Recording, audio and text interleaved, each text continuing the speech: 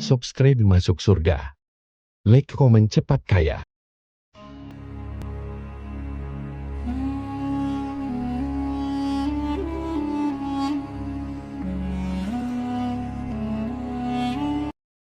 Assalamualaikum warahmatullahi wabarakatuh. Para pemirsa YouTube sekalian dimanapun berada, alhamdulillah pada kesempatan hari ini kita akan sharing terkait dengan upaya meraih rahmat Allah. Dalam konteks kekinian, rahmat Allah dapat saja berada dalam amal yang sungguh sepele. Mungkin saja rahmat itu terletak dalam diri anak-anak jalanan yang mengulurkan tangan ke hadapan kita, atau di dalam diri pengamen yang menyanyikan lagu sumbang tak jelas suara dan nadanya. Dan juga mungkin sekali rahmat itu terletak dalam amal kita dalam memberi selembar kertas koran sebagai alas sholat Jumat. Walhasil sekecil apapun amal itu tidak boleh kita sepelekan. Maka materi kali ini merupakan penjabaran dari istilah rahmat dalam ayat Az-Zumar, dalam surat Az-Zumar ayat 53 yang berbunyi, "Hai hambaku yang melampaui batas terhadap diri mereka sendiri, janganlah kamu berputus asa dari rahmat Allah. Sesungguhnya Allah mengampuni dosa-dosa semuanya. Sesungguhnya Dialah yang Maha Pengampun lagi Maha Penyayang."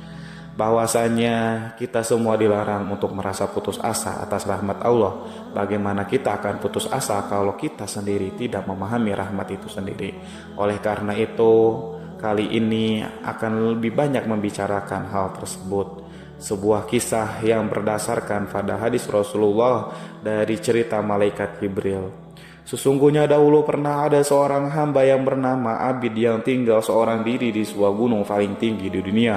Begitu tingginya gunung itu sehingga aku Jibril sering melaluinya ketika hendak turun dari langit melaksanakan titah dari Yang Maha Kuasa.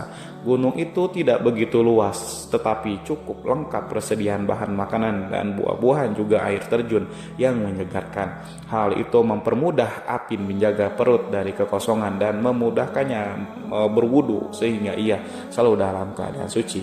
Di atas gunung yang sangat indah itu Abid hidup selama 500 tahun.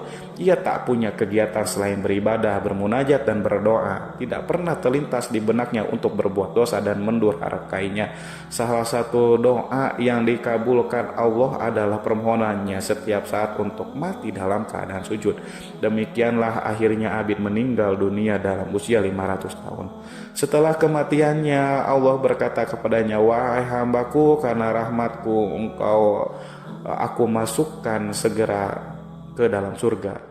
Mendengar pernyataan tersebut, si Abid berubah mukanya, terkesan tidak terima karena ia merasa bahwa amal ibadahnya selama 500 tahun tanpa dosalah yang menyebabkan ia layak masuk surga, bukan semata karena rahmatnya. Demikian protes Abid kepada Allah. Mafhum apa yang dimaksud oleh si Abid? Maka segeralah Allah menugaskan seorang malaikat untuk menghitung dan menimbang seluruh amal ibadahnya selama 500 tahun tanpa dosa yang diandalkannya sebagai modal meraih surga. Kemudian ditimbangnya amal tersebut dibandingkan dengan rahmat pemberiannya. Ternyata rahmat Allah yang diberikan kepada Abid yang terdapat dalam mata, termasuk di dalamnya kemampuan melihat, saja jauh lebih berat nilainya dibandingkan dengan ibadah Abid selama 500 tahun. Belum nikmat anggota badan yang lainnya seperti otak, kaki, tangan, dan seterusnya.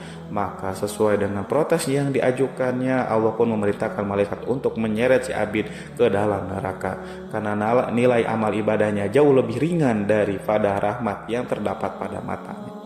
Ketika itu si Abid baru sadar ternyata kebergantungan kepada amal tidak dapat menyelamatkannya. Segera ia meminta ampun dan mengakui akan segala kesalahan dan kesombongannya.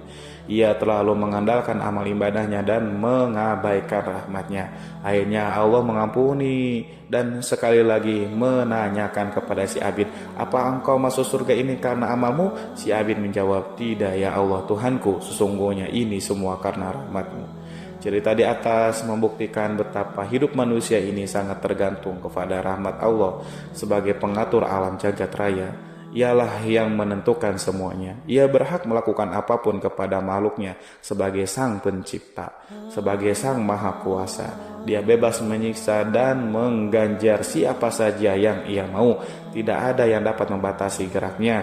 ketundukan atau kedurhakaan kita kepadanya tidaklah mampu menggeserkan kekuasaannya walaupun sedikit pun.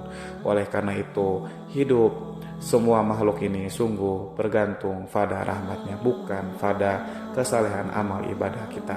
Oleh karena itu, kita diajarkan sebuah doa yang sangat masyhur, yang artinya, Ya Allah, kasihanilah kami karena rahmat-Mu lebih kami harapkan daripada semua amal kami, dan ampunilah kami karena pengampunan-Mu lebih luas daripada dosa-dosa kami.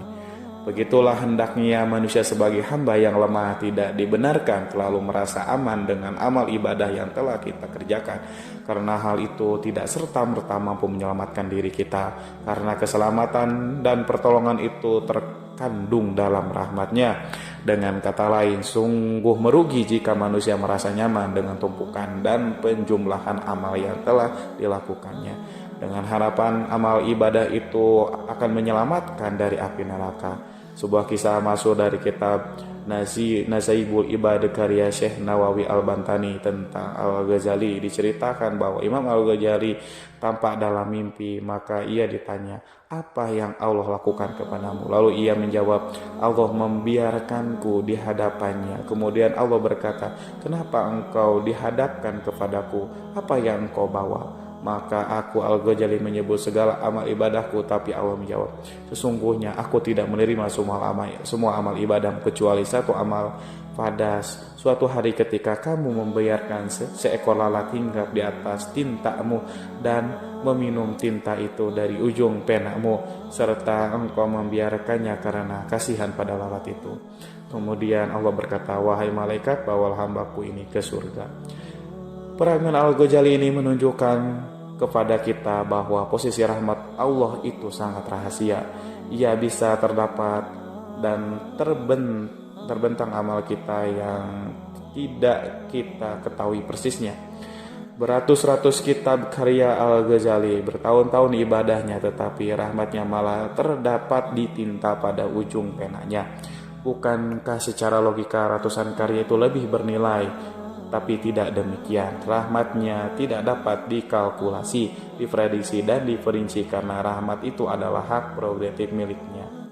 Oleh karena itulah tidak dibenarkan bagi kita untuk menilai rendah sebuah amal ibadah, walaupun itu sekedar menghindarkan duri di tengah jalanan, karena bisa saja amal itu yang dirahmati oleh Allah. Kita tidak boleh meremehkan amal walaupun sekecil apapun. Siapa tahu itulah yang akan menyelamatkan kita di akhirat nanti. Bukankah Sayyidina Umar masuk surga karena sekedar menyelamatkan burung emprit yang dibelinya dari seorang anak kecil yang menyiksa burung itu? Cerita ini kemudian diabadikan dengan sebuah kitab Usfuriyah. Begitu sebaliknya, kita tidak dibenarkan pula menyombongkan amal ibadah walaupun sebesar apapun amal tersebut, karena belum tentu amal itu mengandung rahmatnya. Dalam konteks kekinian, rahmat Allah dapat saja berada dalam amal yang sungguh sepele.